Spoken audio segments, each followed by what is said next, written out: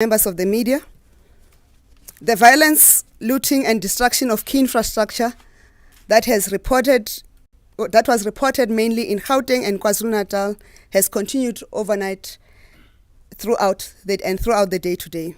We are, however, getting positive reports that the deployment of additional law enforcement agencies is starting to reap positive results, as we are seeing less incidents of violence and looting reported. Currently, 5,000 members of the South African National Defence Force have already deployed on the ground. Law enforcement officers supported by the military are working tirelessly to ensure that the country returns to peace and stability, and that those responsible for the instability are quickly brought to book. Different ministers have also been tasked to undertake monitoring visits to different areas where the violence and looting has been reported, to assess the situation and to call for calm and for all members of the community. As the situation stands, there are 208 incidents across the country that have been reported overnight. In Gauteng, the number is 52, and in KwaZulu-Natal is 156, where shopping malls and centers have been looted and vandalized. With the looting of the shopping malls and centers, the community members are raising concerns of food shortages and stoppage of key economic activities. There are also reports of panic buying by members of the public. We urge members of the public to remain calm and exercise restraint during these trying times. Government is working with the National Consumer Goods Council to ensure food security. If we have members of the public flocking into the shops and malls to buy foodstuff, we are also risking the spread of COVID-19, and it will go to uncontrollable levels with the Delta variant that is currently prevalent in our country. Another area of concern that has been brought into the attention of government is members of the community taking up arms to try and protect their properties. We understand the concern for community for their safety and their need to protect their properties. We would like to urge these communities to work with the law enforcement agencies to stop the looting and violence and to operate within the rule of law. If we have everybody taking up arms, we stand a risk of having unruly elements also hijacking the noble efforts of the community. Fellow South Africans, we also want to caution members of the media and community not to release or circulate sensitive information on the investigations on identified suspects who are behind the violence and the looting.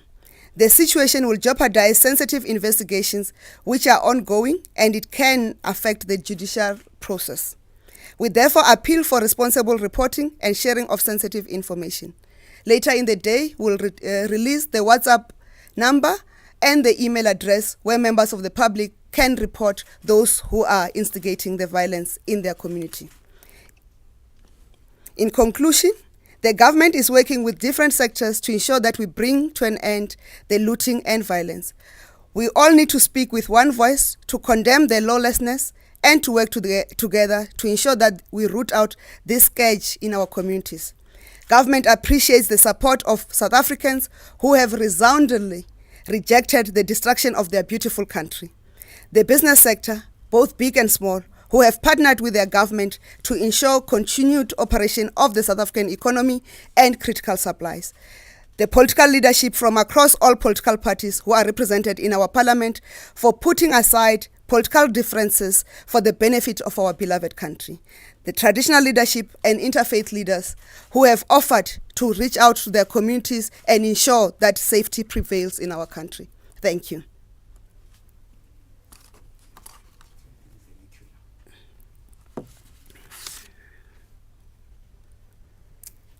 Kabadzurapo vothe va South Africa na voramafungo vashu ri khou ṱoḓa u ḓivhadza zori u tshinyadzwa ha ndaka na u vhutshinyi ho itiwaho hu khou itiwa shangoni ḽashu ho ḓi bvelela phanḓa kana hu kha ḓi bvelela phanḓa fhano shangoni ḽashu nga maanḓesa provinsini ya Gauteng kana kha vunḓu ḽa Gauteng na ḽa KwaZulu-Natal.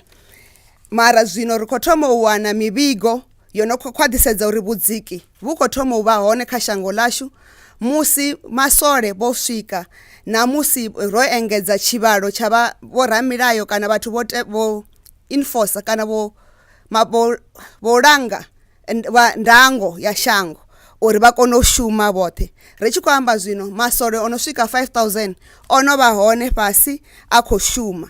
Ri khou ṱoḓa u khwaṱhisedza zwori vhathu vhashu vha vhupileli na vha u ḓisa vhudziki shangoni vha khou shuma uri situation kana nyimelo ya shango i vhuyele kha ngona nga u ṱavhanya. Ro rumela na dzi minister dzo fhambananaho fhethu ho fhambananaho uri vha yo tsheka kana u sedzulusa tshinyalelo yo iteaho no tsheka uri hu khou itea mini kha hafho hune ha pfhi ndi hone tshidzivhini tsha u tshinya kha shango. Ri tshi khou amba ro rali kha vunḓu ḽa Gauteng ho vha na zwiwo zwo no swika 52, kha ḽa KwaZulu-Natal ho vha na zwiwo zwa 156 henezwo u tshinya mashopo na u tshinya dzi senthara dzine dza vha na zwiḽiwa. Zwo ṱangana hezwo zwiwo zwi ita 208. Hu tshi khou tshinyadziwa mashopo na dzi senthara dza zwiḽiwa, hu na vhathu vho no khou thoma u vhilelela uri zwiḽiwa zwi ḓo fhela, vha khou thoma u takuwa vha tshi o renga zwiḽiwa nga u ṱavhanya. Ra ri khou nga u ḓadza ri khou khombela vhathu ni songo tshuwa, ri khou shuma sa muvhuso na vha mavhengele vhano vha responsible kho rengisa zwiḽiwa uri lushaka lwashu lu vhe na zwiḽiwa. So ni songo dzhaya na ya mavhengeleni na ri ni khou ya nga u renga ngori zwiḽiwa zwi ḓo fhela, zwiḽiwa a zwi nga fheli. Na dzhaya na ya mavhengeleni roṱhe ri ḓo pfukisa tshiḽa tshitzhili tsha coronavirus tshine tsha vha Delta variant yene a khou vhonala fhano shangoni ḽashu. Ri khou dovha ra vhiledzwa nga u dzhia mulayo ra u vhea zwanḓani zwashu zwa tshitshavha. Ri khou humbela uri vhathu vha tshitshavha vho no khou ḓo tsireledza ndaka dzavho na matshilo avho kha vha shume na mapholisa uri hu tsireledzo hedzo ndaka, ngauri arali vha sa shuma na mapholisa ra dzhia mulayo ra u vhea zwanḓani zwashu hu ḓo vha na mahokoko kana havha vhane vha khou ita mimuya mivhi hafha shangoni ḽashu vho no ḓo dzhenelela vha tshinya zwivhuya zwine ra khou ita nga u tsireledza shango ḽashu vha ri ndi vigilantism. Ri tshi khou fhedzisela ri ḓo ḓivhadza ḓuvha ḽi sathu kovhela WhatsApp number na email address yine vhathu vha nga rumela khayo u ripota vhathu vho no khou khosa instability vhuponi ha vhoriṋe. Ri khou humbela uri vhathu vha songo dzhia information kana mafhungo a uri ndi nnyi ono khou khosa dzikhakhathi mivhunduni yavho mahayani avho vha i ḓisa kha dzi social media kana vha isa gai zwi tshinya dzi ṱhoḓuluso dza mapholisa na u tshinya u konadzea ha u fariwa, not only u fariwa na u tshutshisiwa nga vha milayo. Ri khou humbela u livhuwa vhathu vha South Africa vhoṱhe vhe vha takutshedza vha hana nga ipfhi ḽihulu nga u pfana uri vhone a vha ṱoḓi tshinyalelo ḽa shango ḽavho. Ri khou dovha ra livhuwa vhoramabindu vhoṱhe vha mabindu mahulwane na mabindu maṱuku vho partneraho vho faranaho na muvhuso wavho uri ikonomi ya shango i ḓi tshimbila na uri zwithu dzi supplies dza critical zwi no nga zwiḽiwa na mishonga zwi vhe hone shangoni ḽashu.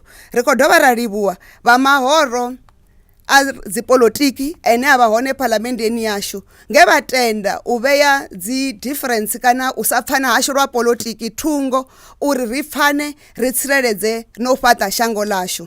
Ri khou livhuwa na vhahosi ashu na vharangaphanḓa vha vhurereli vho farisanaho na muvhuso uri vha ye zwitshavhani zwine vha vha vharangaphanḓa hone uri vha kaidze zwithu zwo ḓisa tshinyalelo. Ri khou livhuwa.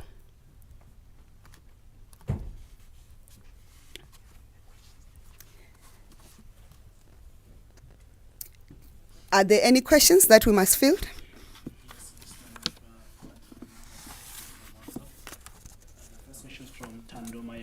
Before we start, let's agree on the number so that we don't have too many at one time. Okay, I'll take the first 5 minutes. Okay. The first questions from Thando Mayeko from Business Day. We're saying various ministers were on the ground in Gauteng over the past 2 days to assess the damage caused by the riots. When will members of the cabinet go to KZN, where the situation has not yet subsided as much as it has in Gauteng? And questions from Shingai Nyoka from BBC. What is the updated death toll and what is the updated number of arrests? And I have a question from Janice Roberts from Media 24. The question is, what message do you have for local and foreign corporate investors who are now worried about the situation? What long-run changes can you promise to prevent this flaring up again and again, given unemployment will remain very high? I think we can take those ones for now, Minister. Okay. Thank you for the questions. There are ministers who are deployed in KZN. They may not be visiting malls, but they are engaging with political parties there. They are also engaging with community leaders there. We can give examples. Minister Dlamini Zuma, she is in KZN amongst others. The other ministers are also there, but the ministers are already in KZN. And the ministers in the economic cluster, they have a program which they will announce, which they are rolling out, of assessing the impact in all the provinces that are affected, in particular Gauteng and KZN. It should happen before the end of this week.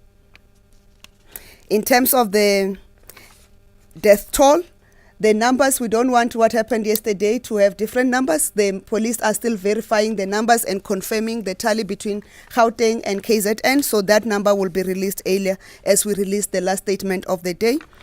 And in terms of arrest, maybe let me report it this way.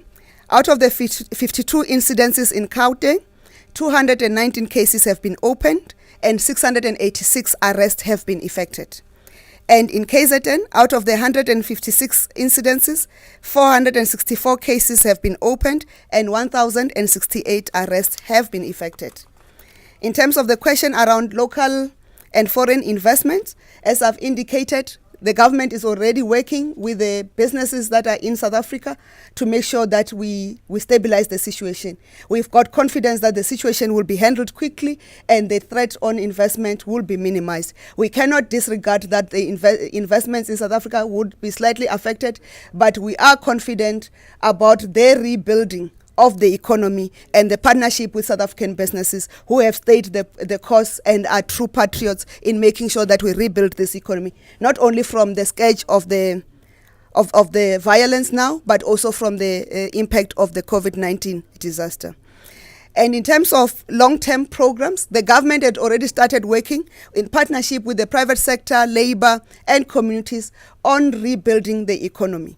And that rebuilding of the economy, we are fully aware that unemployment, in particular of the young people, is a serious problem that remains a ticking time bomb. But we are working not only to create jobs for the youth, but also to partner with the youth to support them to start their own businesses, to make sure that we create a generation not only of job seekers, but a generation of job creators, a generation of those who own the means of production and who owns the economy. But part of the problem that we have is that as long as the country does not have access to vaccines, we will not be able to rebuild the economy quick enough. As long as the continent of Africa is still limited to have access to vaccines, we will have a problem of rebuilding the economy of the continent. And therefore, our plea to the international community and developed countries that release the vaccines now, allow the TRIPS waiver now, so that we can have access to the vaccines. It cannot be fair that you are vaccinating your 12-year-olds where the working class in Africa and in South Africa on its own cannot be vaccinated or cannot be vaccinated quick enough. Thank you.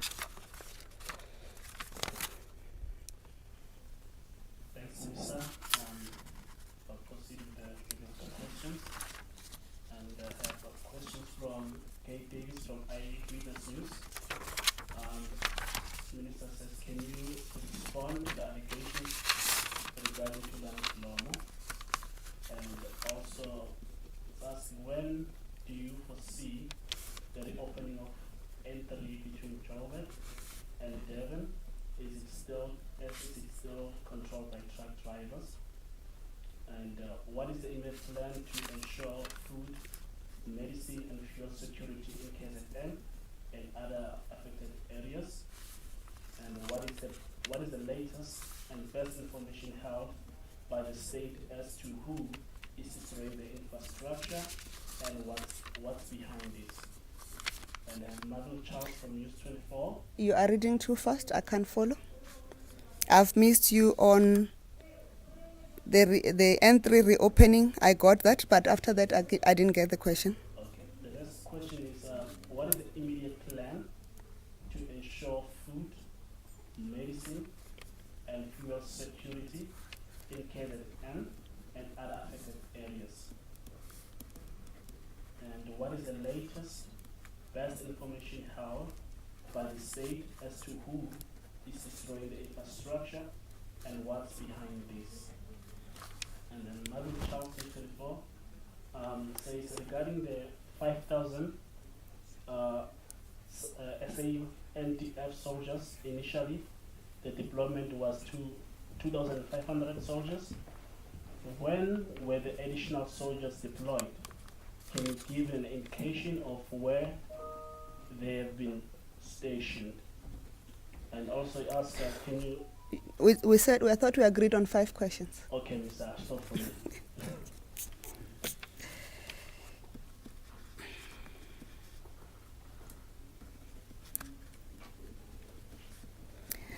Thank you for the questions. On the allegations regarding Thulani Dlomo, there are matters of state security. The Department of State Security is handling that, and we'll leave it at that. In terms of the reopening of N3, we must clarify the N3 is not on the control of truck drivers.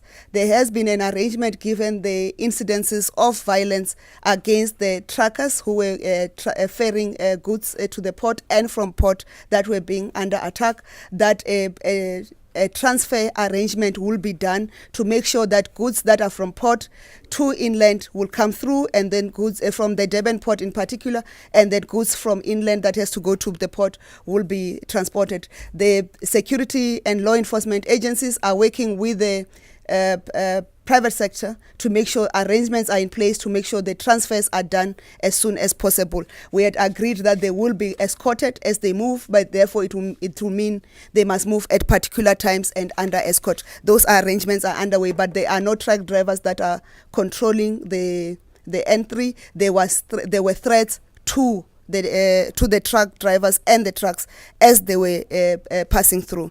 In terms of security of food, medicine and fuel, not in KZN and other provinces, I must indicate that Minister Mantashe, who is the Minister of Mineral Energy and Energy Resources, has issued a ministerial directive to stop the sale of fuel on portable containers to avoid the abuse of fuel for inferior means, but also that the military are guarding critical infrastructure to make sure there is no threat to the fuel pipelines, to make sure there is fuel security. We have indicated in our statement that we are working with the National Consumer Goods Council to make sure that there is food security and to make sure that there is food supplies. We are going to announce jointly with them, but currently there is no shortage of food. The stores have been closed because of the looting and that protection, but there is sufficient food to make sure everybody is covered in the country. We'll never allow a situation where South Africans do not have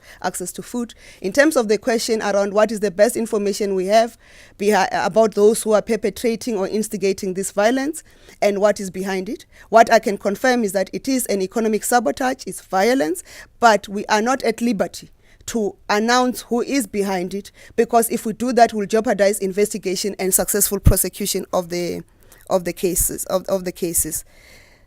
I missed the question on there was another question which I missed.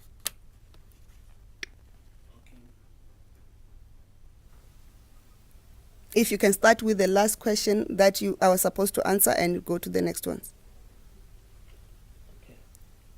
Thank you, Minister. The last question is regarding the 5,000 SANDF soldiers who are initially deployed, and there was 2,500 soldiers, and the question is when were the additional soldiers deployed, and can you give an indication of where they have been stationed? Thank you. Yesterday, when we did a briefing of the ministers of the Justice Crime Prevention Cluster, we indicated that it was 2,500 that was initially planned, because the process of mobilizing the military to deploy is not as easy as people think. You just don't say now and it happens now. They are in different military barracks, is different units and platoons that they have to be mobilized. But overnight, the deployment continued as we indicated yesterday, and as we speak, the 5,000 are on the ground. We cannot say where, because that will jeopardize their ability to be effective, but they are spread across the hotspots. We have gotten feedback from the business communities to say they have interacted with the soldiers, they've been there, they are supporting them. But critical infrastructure is secured, including those centers that we think will jeopardize continued economic activity and also food security. Okay, Minister, we have quite a few number of questions. We can't take questions forever, so we need to agree and prioritize the questions. Those that are repeated, you must avoid. Even if they repeat in different terminology, we must keep them. They would have been covered, but then we must then prioritize, because we can't be speaking here forever. We must indicate that this media briefing is going to be standard, and as long as the situation permeates, and we'll keep the media updated, and we'll issue a media statement every morning to make sure that whatever happened overnight is captured and clarified from a government perspective, and also where possible in the evening, if there are certain things that could not have been covered that have developed after this media briefing, they will be updated in a late media statement. Okay, Minister, if we can allow, we can read another just last 5 questions. Go ahead. Alan Sekoba from Business Day is asking, what is the government doing to protect the harbors at Durban and Richards Bay, where work has come to a stop? How does it ensure workers and infrastructure are protected and keep working? These are critical for the economy. Christian Duplessis from Network 24. A lot of officials have referred to the violence having a racial and ethnic element. Can the minister please clarify how this fits into the picture? And then I've got John Lilange from Rapport. The law enforcers clearly don't have the capacity to bring the violence under control in KZN. Don't they need to extend powers of detention without trial? Why didn't government declare a state of emergency? And just another 2. From another one's from Teto Matlakwana from Eyewitness News. Was the police incapacitated to deal with the looters and rioters, or merely lacked the intelligence to be at the right place at the right time? And then Christian Duplessis from Daily Maverick. Yesterday, the National Police Commissioner said there is a plan to drop off subsidies for police, and etc. This morning on SAFM, a police officer called in and says they are forced to confront crowds with a ration of 9 rubber bullets and 2 stun grenades. He says they are extremely demoralized. Has this situation improved for police? How and when? And another question, last one, Minister, I think, because there's quite a lot. It's from Amwele Dumago from SABC. The security cluster has been heavily criticized for lying low during these riots.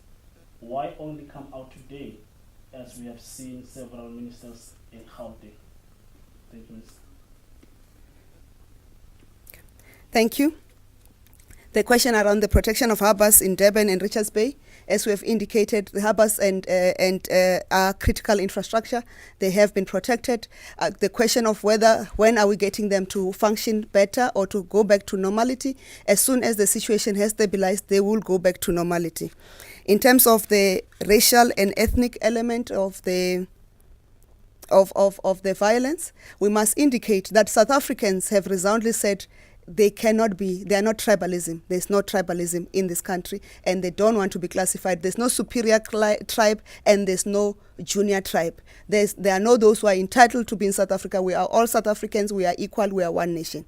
And in incidences, the royal family of AmaZulu were speaking earlier before us. Part of the reasons we delayed our start is to allow the royal family to speak, and they've cautioned that the signs of racial tensions between the Indian community and the African community in KZN must not take force. And those who know South Africa, those tensions are not starting now. Wherever there are problems in the country, there's that a bit of a flare up. But what is pleasing in terms of the political leadership, the ministers who are on the ground and engaging with the communities, both the African community and also the Indian community, there is an acknowledgement that, and they are working together to make sure those tensions are subsided and they are not the situation is not hijacked for wrong means, because there are those amongst us who would want to instigate that racial divisions in the country. It's not new. We're still healing from our racial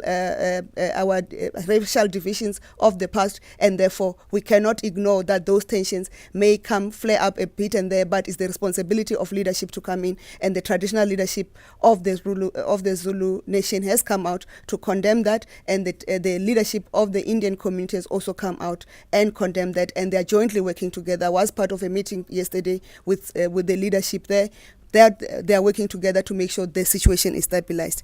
And in terms of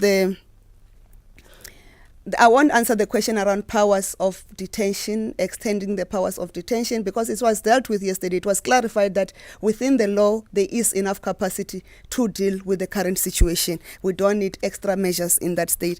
And in terms of the state of emergency, the government is assessing the situation. As the deployments improve, the numbers increase, then the situation stabilizes or gets out of hand, a decision will be taken by the state president of whether to declare or not to declare a state of emergency.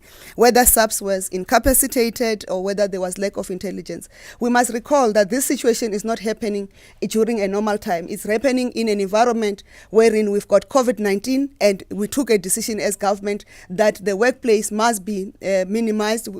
Some are working in the public service, we are working at 40%, and also within the SAPS, that decision was effected. You'll recall that the provincial commissioner of KZN had to issue a directive to recall people who were made to stay home because of managing the numbers on the ground. But secondly, also members of the South African Police Service are affected and infected by COVID-19. So that also impacts the response. But in addition, we should not forget our immediate past, where the police are used to the kind of protest that we have had, where South Africans have a right to exercise their freedom to announce through protest, express their unhappiness through protest, and that which has never been violent. So we thought the numbers, as it started the situation, the numbers were enough to deal with a normal demonstration of unhappiness with one thing or the other. But we realized that that is not the situation. It's economic. It's the intelligence community that have provided us with that information, and the police have responded quite adequately with the numbers they had at hand,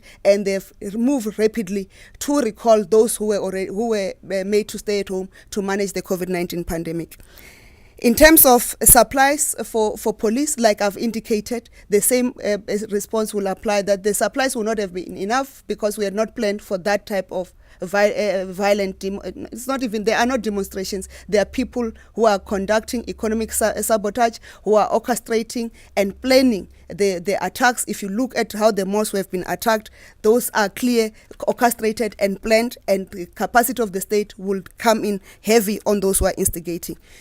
And the issue around the security cluster lying low, the security cluster has not lied low. The security cluster had to plan a response, and that's why yesterday they came out and responded. Today, the ministers that are on the ground are ministers of the economic cluster, and some from the security cluster, but it is the economic cluster that is assessing. The security cluster have to deal with the situation at hand of making sure that peace and stability is restored in the country. They cannot be going around. They must be planning. They must be reviewing the situation minute by minute, hour by hour, and make the adjustments to the security plans. Thank you. Thank you very much for your time. We'll meet tomorrow. Thank you. This brings us to the end of the briefing. As the Minister has indicated, the South African government will be giving regular briefings to the public, and we want the public to be informed, but also to assist the government in maintaining that. This brings us to the end of this briefing, and thank you very much.